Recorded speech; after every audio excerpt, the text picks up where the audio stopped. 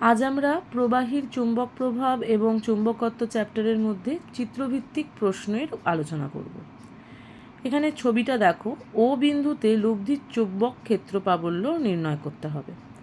এটার জন্য আমাদের এই ফর্মুলাটা মনে রাখতে হবে। B is equal to mu naught 4 pi r I into theta। বায়োসাভার্টের সূত্রে আমরা দেখেছি যে একটি বৃত্তাকার কারেন্ট লুপের জন্য কেন্দ্রতে এর মান হয় থিটার জায়গায় জাস্ট 2 পাই বসিয়ে দিতে হয়। এ থেকে বি আর সি থেকে ডিতেও দেখো কারেন্ট যাচ্ছে এবং এই অংশগুলোর জন্য কেন্দ্রতে কিন্তু কোনো চুম্বক ক্ষেত্র প্রাবল্য হবে না।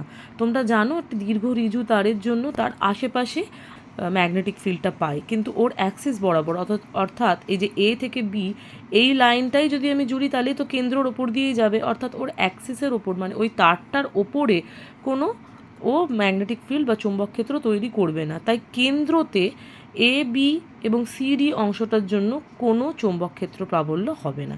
তাহলে বাকি পড়ে রইল হচ্ছে ওই এ থেকে সি পথটা, অর্ধবৃত্তটা, সেটা। তাহলে সেটার জন্য থিটার মান কি হবে? যদি একটা পুরো বৃত্তের জন্য থিটা 2 পাই হয়, তাহলে অর্ধবৃত্তের জন্য থিটা হবে পাই। তাহলে এই ফর্মুলা অনুযায়ী mu nought I by 4 pi আর ইন্টু পাই হবে। পাই পাই তোমরা কেটে দেবে, তাহলে উত্তর আমাদের কি আসবে?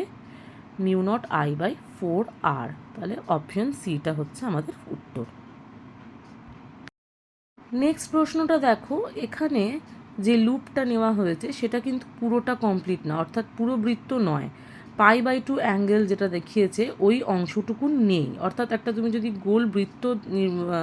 গোল বৃত্ত যদি ধরো তার একটা অংশ নেই। কোন অংশটা নেই? সেই অংশটার মানে সেই যে বৃত্তচাপটার তার অ্যাঙ্গেল হচ্ছে π/2, অর্থাৎ আমাদের পুরো বৃত্তটা যদি 2 পাই হয় তার থেকে আমাদের π/2 যদি বিয়োগ দিই তাহলে আমরা এই বাদবাকি অংশের যে বৃত্তচাপটা হচ্ছে তার কোণটা পেয়ে যাব, অর্থাৎ থিটার জায়গায় হবে 2 পাই মাইনাস π/2। তাহলে হবে এটা হচ্ছে তোমার 3 π/2। এবার তুমি ওই ফর্মুলাটার মধ্যে জাস্ট থিটার জায়গায় 3 π/2 বসিয়ে দিলে তোমাদের উত্তর বেরিয়ে যাবে। তাহলে উত্তর হচ্ছে 3/8 মিউ নট আই বাই আর, অর্থাৎ অপশন ডিটা হচ্ছে আমাদের উত্তর। এখানে ছবিটা দেখো, এখানে দুটো বৃত্তচাপ নেওয়া হয়েছে এবং কারেন্টের ডিরেকশনটা দেখো, একটার যা ডিরেকশন অন্যটার কিন্তু উল্টো দিকে ডিরেকশন হবে, অর্থাৎ সেন্টারে বা ওতে যে বি হবে চৌম্বক ক্ষেত্র প্রাবল্য, একটার জন্য যদি আমি পজিটিভ ধরি তাহলে অন্যটার জন্য কিন্তু নেগেটিভ হবে। এবারে তোমরা জানো বি হচ্ছে তোমার আর এর সাথে ব্যাসার্ধের সাথে ব্যস্তানুপাতিক, অর্থাৎ যেই বৃত্তের ব্যাসার্ধ বেশি সেই বৃত্তের সেই বৃত্তের চৌম্বক ক্ষেত্র প্রাবল্য ওতে কম হবে, কারণ এটা হচ্ছে তোমার ইনভার্সলি প্রপোর্শনাল।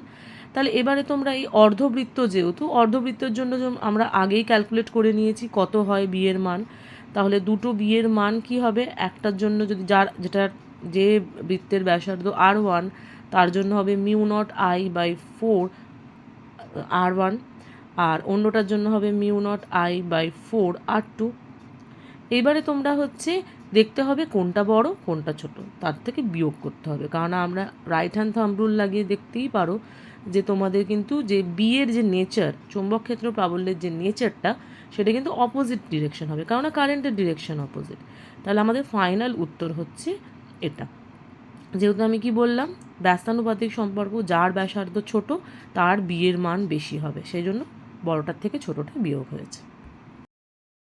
নেক্সট কোয়েশ্চেনটা দেখো, এখানে দুটো বিভিন্ন ব্যাসার্ধের বৃত্তচাপ নেওয়া হয়েছে, একটা এ আর একটা বি, এবং আমরা এই ছবি দেখে বুঝতেই পারছি প্রথম যে এ ব্যাসার্ধের জন্য আমরা অলরেডি কেন্দ্রে এর চৌম্বক ক্ষেত্র বার করেছি আগের অঙ্কতে, সেটা 3/8 এ মিউ নট আই হয়, ঠিক আছে।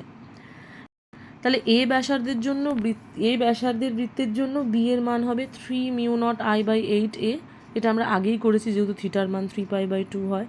আর বি ব্যাসার্ধের বৃত্তের জন্য কেন্দ্রে আমার চৌম্বক ক্ষেত্র প্রাবল্য হবে মিউ নট আই বাই 8 এ, কারণ না থিটার মান এখানে π/2। এবারে প্রশ্ন হচ্ছে আমাদের মোট কি হবে? এখানে যোগ ফল হচ্ছে, কারণ না দুটোতেই আমাদের কারেন্টের ডিরেকশন যা সেই অনুযায়ী বি এর মান একই দিকে হবে, কিন্তু এখানে দেখো অপশন বি আর ডিতে কিন্তু দুটোরই মান এক, তবে পাশে দেখো একটা ক্রস চিহ্ন একটা ডট চিহ্ন আছে, এটা ম্যাগনেটিক ফিল্ডের ডিরেকশন বোঝাচ্ছে। ক্রস চিহ্ন মানে হচ্ছে পেজ থেকে যখন ঢোকে, মানে পেজের মধ্যে যখন ঢোকে তখন আমরা ক্রস চিহ্ন দিয়ে ওটাকে বলি, আর পেজ থেকে বেরোলে আমরা ওটা ডট চিহ্ন দিয়ে বোঝাই। এটা তোমরা মনে রাখবে কিভাবে, একটা তীর বা অ্যারো কল্পনা করো, অ্যারোর ল্যাজটা আমরা দেখতে পাই যখন অ্যারোটা পেজের মধ্যে ঢোকে, আর অ্যারোর মাথাটা যখন আমরা দেখতে পাই তখন সেটা ডটের মতন লাগে, সেটা হচ্ছে পেজ থেকে যখন বেরোয়। এবার এই দুটো অপশনের মধ্যে কোনটা হবে তোমরা নিজেরাই দেখো, যে তোমরা রাইট হ্যান্ড থাম্ব রুল দিয়ে এর ডিরেকশন করতে পারো। এটা হচ্ছে পেজের মধ্যে ঢুকবে, অর্থাৎ ও বিন্দুতে ম্যাগনেটিক ফিল্ড পেজের মধ্যে ঢুকবে। তাহলে অপশন বিটা হচ্ছে আমাদের উত্তর। নেক্সট কোয়েশ্চেনে দেখো, দুটো বৃত্ত আছে কিন্তু এরা একে অপরের সঙ্গে লম্বভাবে রাখা আছে। একটা বৃত্তের জন্য কেন্দ্রে আমার ম্যাগনেটিক ফিল্ড যদি B1 হয় তার ডিরেকশন এরকম হবে, আর দ্বিতীয়টার জন্য আমি B2 ধরেছি, তার ডিরেকশন এরকম হবে, অর্থাৎ এরা কিন্তু একে অপরের সাথে লম্ব। আর তোমরা জানো ভেক্টর অ্যাডিশন অনুযায়ী আমার লব্ধি ভেক্টরের মান কী হবে, B1 স্কোয়ার প্লাস B2 স্কোয়ারের স্কোয়ার রুট। তাহলে এবার B1 আর B2র মানগুলো যদি আমরা বসিয়ে দিই তাহলে আমার মোট লব্ধি ভেক্টর হবে √5 μ0I/2r, অর্থাৎ অপশন বিটা হচ্ছে আমার উত্তর।